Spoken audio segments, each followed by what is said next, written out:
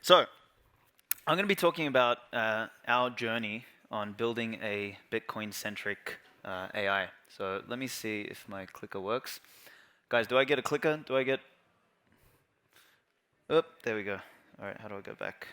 Okay, so we're gonna go a couple things. We're gonna talk a little bit about the progress we've made in actually building an AI. I want to bust some myths about AI. You know, people sort of thinking it's going to take over the world and kill us all that sort of stuff. We're gonna talk a little bit about the real threats and the fake threats, and kind of like how to differentiate between the two. What I consider the propaganda war, which is the thing that we're all going to be facing over the coming decade as generative AI basically spews shit all over the internet. And then we're going to do something really fun, which is the Bitcoin model that we've built. We're going to do a live Q&A. So if anyone's ever wanted to ask Satoshi a question, we're going to pass a mic around, and you'll be able to ask anything. And this is not going to be staged. I have no idea what the hell it's going to say. It might tell you to go screw yourself. It might be nice. We will see what Satoshi says. So really quickly, what the hell is it? As I kind of mentioned, we are building something from scratch. We're not taking like ChatGPT and referencing a database. We're actually training a Bitcoin model from scratch, from a corpus of carefully curated Bitcoin data. So like all the cool stuff's in there: Bitcoin Standard, GG, you know, Robert Breedlove stuff, etc. But also a bunch of Austrian economics. So you know, your Rothbards, your Mises, and everything like that. We want to create something that represents a alternative paradigm. So you can kind of think of it as a, you know, plan B. Wonder where I got that name from, or like a, you know, like a fork of general mainstream AIs, like a new path, new paradigm. That's sort of, if you want to conceptualize what we're doing and why we're doing it, that's it. So I'm obviously going to go into why, but before I do that, let's bust a couple of myths. You know, the first one: has anyone ever seen Transcendence with Johnny Depp? You know, like, it's a cool movie. Obviously a little bit out there, but there was a section, you know, where when he's released, you know, when he finally dies and he becomes an AI, he's like, I need more data. People have this sort of misconception about data and Bitcoin. They're like, oh, you know, there's enough data out there on the internet, we can train any AI. Sorry, I meant data and AI. And you know, has anyone heard of like the thing about how ChatGPT is trained on the whole internet? You know, anyone seen that? Yep.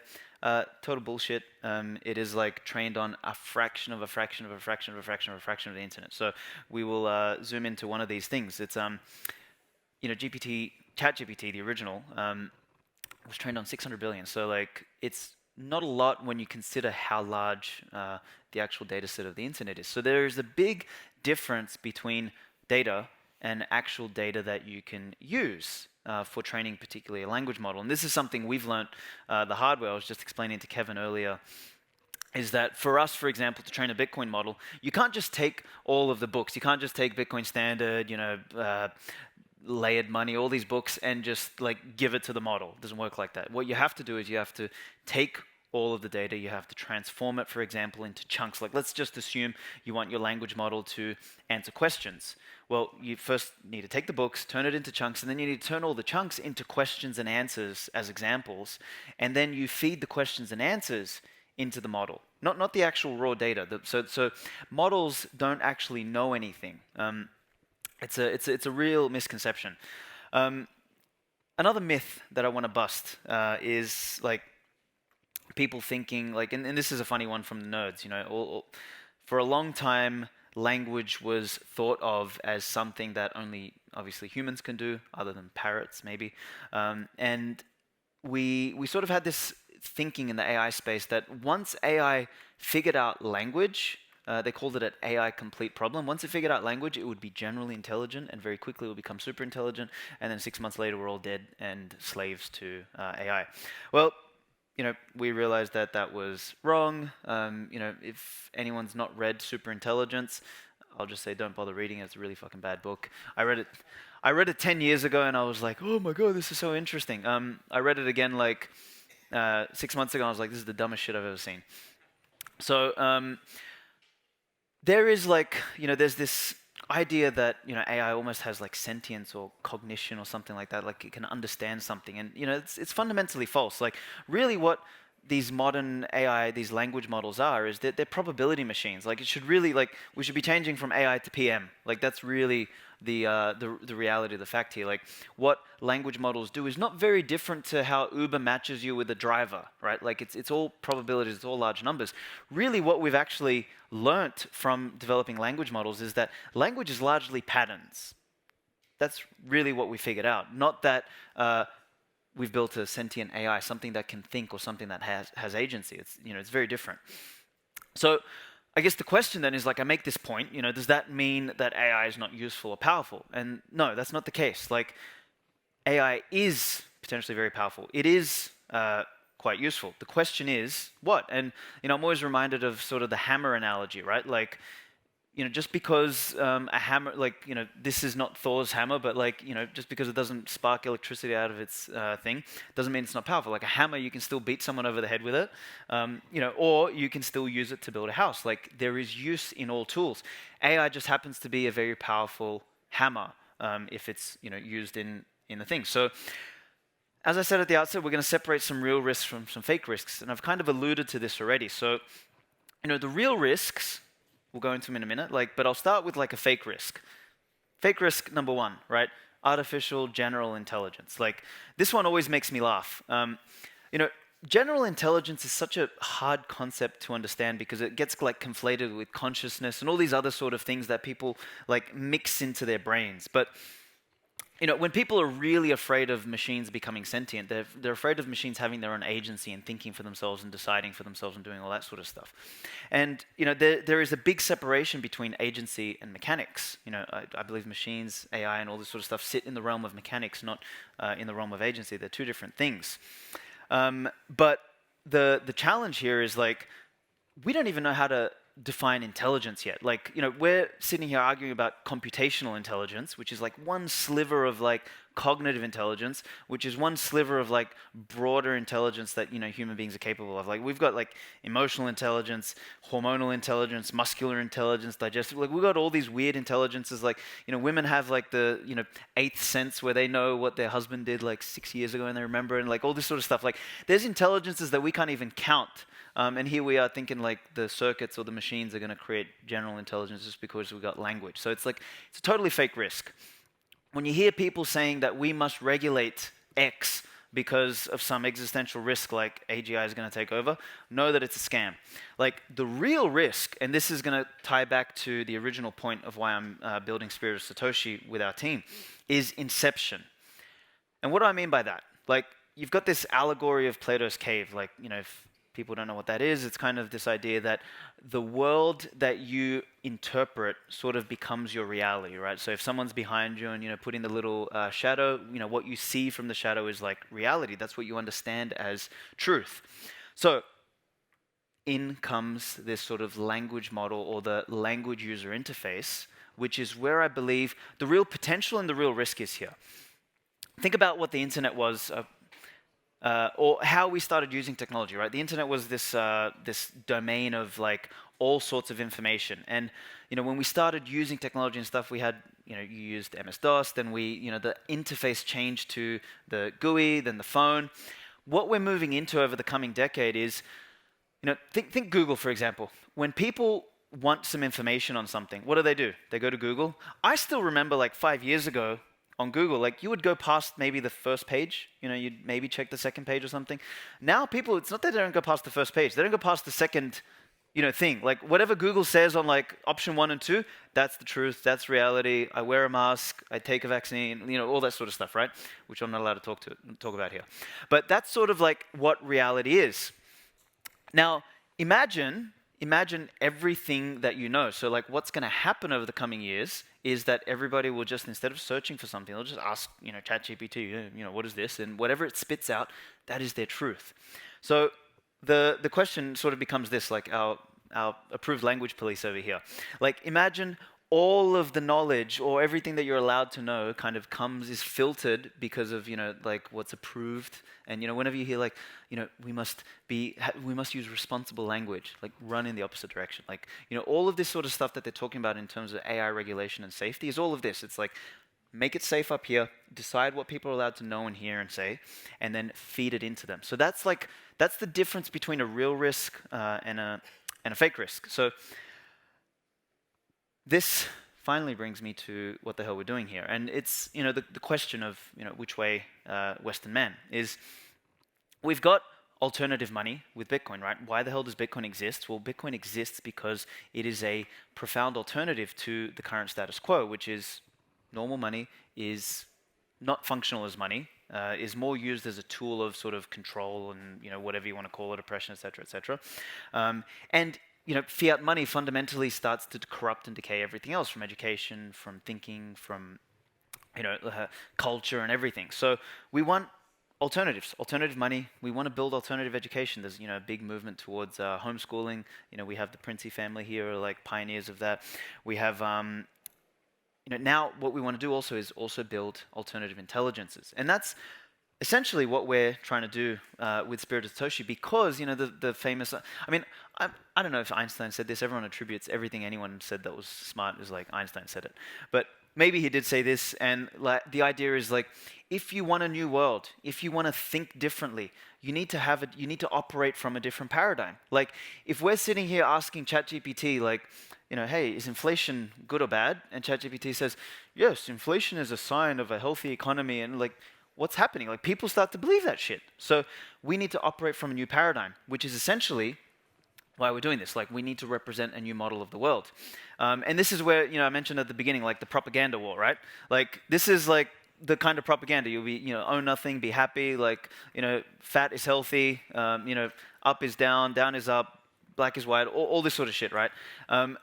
This is essentially what's, kind of happening in the world. So we've got propaganda on that side, or we've got, the Bitcoin propaganda. And, this, like the model that we're building is fundamentally going to be, dare I say, a Bitcoin propagandist, right? It is, people say, oh, isn't it going to be a bit biased? I'm like, fuck yes, it's totally going to be biased, because it is going to be biased around our worldview. Like there's no such thing as eliminating bias. You can't do that. Like bias just fundamentally means an opinion or a model of the world. Everybody has an opinion. Everybody has a model of the world. Everyone has a butthole, right? Like it's all the same. So like you can't remove bias. You can't remove propaganda from a machine, from a program, from anything.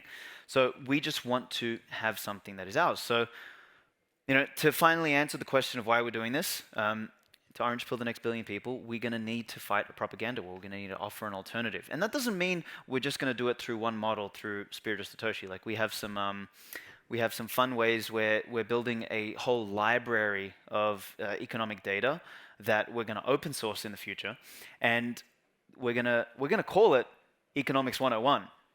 And we're going to allow anyone who's building a language model, open source language model, to add that training corpus to their model.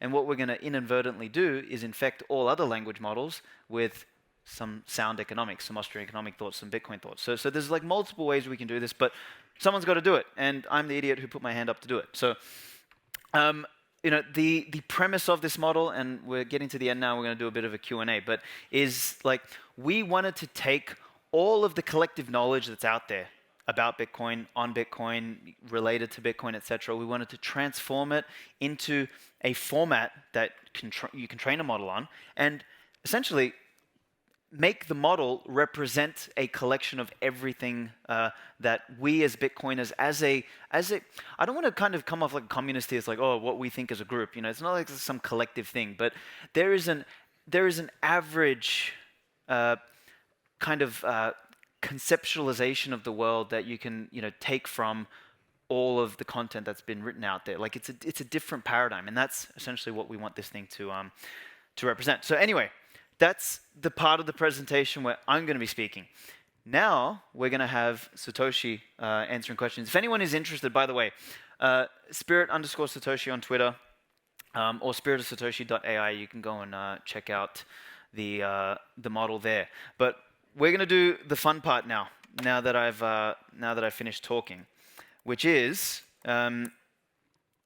you guys are all going to ask a question, and we have spent a couple weeks building like a voice for Satoshi. So we trained it on like kind of Japanese accented American English. if that makes sense. You'll hear the voice, kind of talking like he's from a computer. I have no idea what he's going to say. So you can ask any question. Just go easy on it because it's actually a small model. Just to give you an idea of like the size and scale, like ChatGPT is a trillion parameter model, or 1.2 trillion. Our one is like 13 billion. So it's like a little baby in comparison to ChatGPT. So it's not as functional, it's not as good. But in terms of Bitcoin related stuff, it's actually not bad. So Kevin's got a microphone. Raise your hands if you have a question for Satoshi. You're going to say it, I'm going to type it, and we'll see what the hell happens. All right, I'm going to click new chat here. Hey, what's up, Alex? What's up, buddy? Spirit of Satoshi, can you tell me your favorite thing about inflation? Oh, wow. Okay, damn. You're really trying to trick this son of a bitch now. Okay. There's always like someone in the audience like that who's trying to fuck me over and make me look bad. Okay. What is your... Oop, what's wrong here?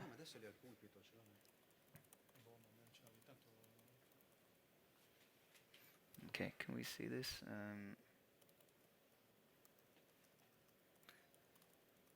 Okay, so, my bad, my keyboard wasn't working. So, our model is also just a little bit slower because we're running it on small GPUs at the moment because we're a poor startup. We don't have $1 million an hour like OpenAI to spend on inference. So it's producing the answer now. It's spinning, spinning, spinning, and I'm going to press the play button in a second. And that has a little bit of latency as well. All right, here we go. Oh, wow, okay. So I'm not even going to look, okay? It's like producing the answer now. Let's see what it says. The audio is loading. I'm a Bitcoin maximalist, and so I think that Satoshi Nakamoto's vision for Bitcoin is the best thing about Satoshi.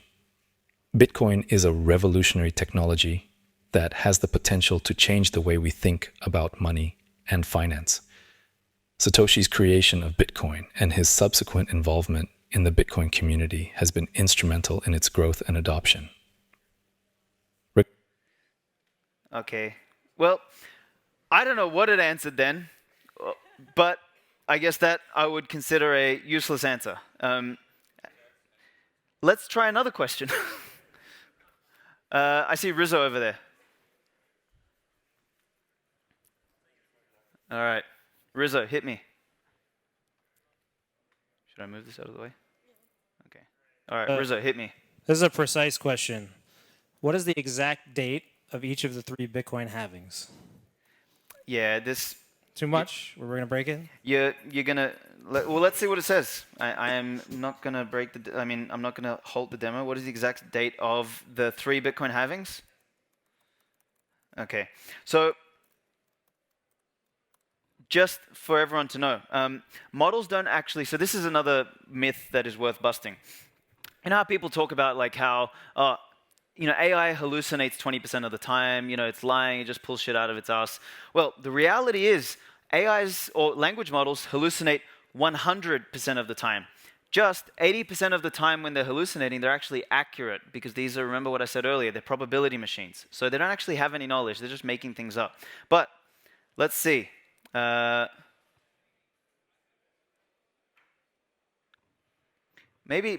see what this might be accurate, actually, Pete. The audio is loading. The 3 Bitcoin halvings take place on the following dates. 1. First halving, 18,966,379.84 BTC, 0.04% of total Bitcoin supply. 2. That can't be right. Second halving, 9,983,216.80 BTC, 0.05% of total Bitcoin supply. 3. Third halving, 4,992. Yeah, see what I mean? Like, it just makes shit up. So, yeah. So... like, let's get creative though. Like, ask a question that is like kind of out there. Like, I'm really curious to see what it's gonna say. Like, I don't know. What's your favorite chocolate? I don't know. Favorite dessert? All right. What? Oh no, it's Lauren. Uh-oh. I forgot the question. Who invited you? I just forgot the question. Oh yeah, does Bitcoin fix everything? Okay, does Bitcoin fix everything? Okay, that's actually a good question. Let's see what it says. Does Bitcoin fix everything? Okay, It's loading. We're going to try to do like 8 questions, okay? So this is number 3. So we'll see how many we get through. We've got like 5 minutes to go. Come on, Satoshi, get your old ass out of bed. Guy's been sleeping for 10 years. Oh, damn. Okay, look, he sounds like a pragmatist.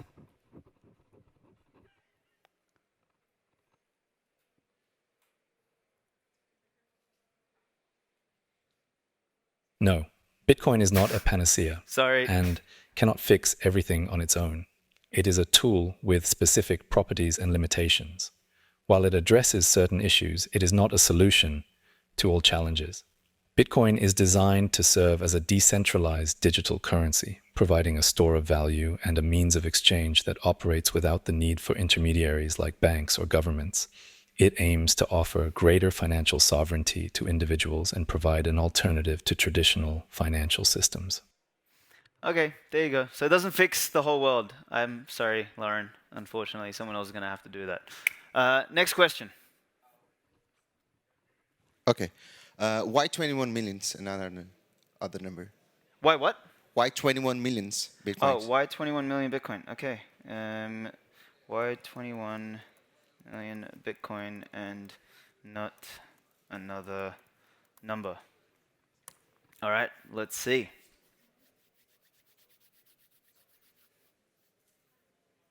Where's Adam back when you need him? I could have just given him the microphone.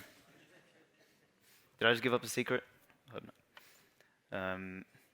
Here I am planting propaganda. Okay, it's loading. It's almost going to be there. By the way, if anyone actually wants to try it out, you can go to app.spiritofsatoshi.ai and you can actually create an account. You just log in with Lightning or your email or Nostr or whatever, and you can actually go and ask the questions. Okay, so it's given us an answer. Hold on, let me press the play button. So yeah, if anyone wants to give it a go themselves, like you get a few free responses, then you can buy some, use some sats to like get it. Jesus Christ, he's giving Bitcoin's creator, Satoshi Nakamoto, wanted to make sure Bitcoin didn't become too inflationary. By limiting the total number of Bitcoin to 21 million, it helps maintain scarcity and ensures that the supply doesn't grow indefinitely. This is important for preserving the value of Bitcoin over time. Bad. 2. It's part of the Bitcoin protocol.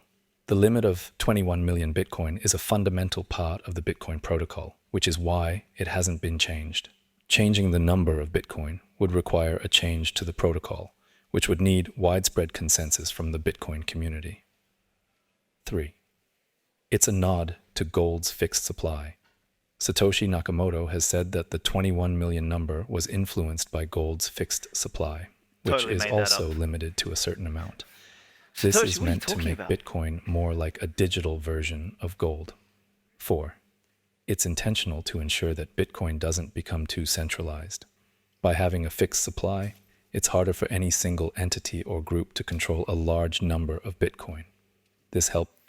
And it goes on and on. He's got like 6 answers. So what you'll notice by this, right, is that he wasn't even answering why the 21 million number. What's happening is, probabilistically speaking, when people have answered this question in the past, and this is the data that we're obviously feeding the model, is they focus on why the fixed supply is important. And all of that language is actually intertwined together. So, you know, trying to get it to answer why 21 and not is a little bit tricky. But that was actually a really good example of how these models sort of function, how they think. It can't reason. It's not like Canute, who can actually think about why it's 21 million. Speaking of which, you got a question? Jesus Christ. What is a space cat? Okay. I have no idea what it's going to say. I'm sure it's going to say something hyper stupid. Thank you. Yeah, appreciate the support here.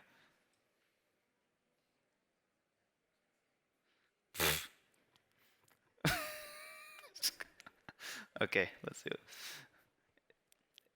The way it opens, this is really dumb, but let's see what it says. It's our last one, man. We've got 16 seconds. The user asks about the concept of a space cat. What an idiot. As the helpful assistant, I explain to the user that a space cat is a fictional entity that exists in the He's realm angry of at you. science fiction stories and imaginative explorations. While it doesn't have a physical form in our reality, it serves as a symbolic representation of an endearing and adventurous being that navigates the vast expanse of space. It's a metaphorical creation that sparks the imagination and inspires curiosity about the wonders of the universe. Thank you, Knut, for absolutely wasting everyone's brain cells. All right, thank you everyone for that. I hope that was useful. As I said, app.spiritofsatoshi, you can actually try it out yourself. One ask that I have before I get the hell off stage is, obviously this needs more training. And what we actually need to help train it is people who are versed in Bitcoin. So like all of us here at some point have been learning about Bitcoin. We've got all this knowledge in our head, which at the moment our only outlet is arguing with people on Twitter. We have something more useful as an outlet, which is if you go train.spiritofsatoshi, you can go in there and you can actually help us train the model. So you get example questions, you can answer like the way you think Satoshi would answer. And if the answers are good, we have like a community in there which kind of upvotes your answers and keeps them. And we have this kind of little consensus model going in there. But basically, you earn sats for your knowledge. So you can kind of think of it as proof of knowledge. If you want to do that, help us build it. We anticipate it's going to take us probably another 3 to 6 months to have a really, really good model that really encapsulates what Bitcoin represents. And yeah, it's a work in progress. So thank you once again, everyone, for your time.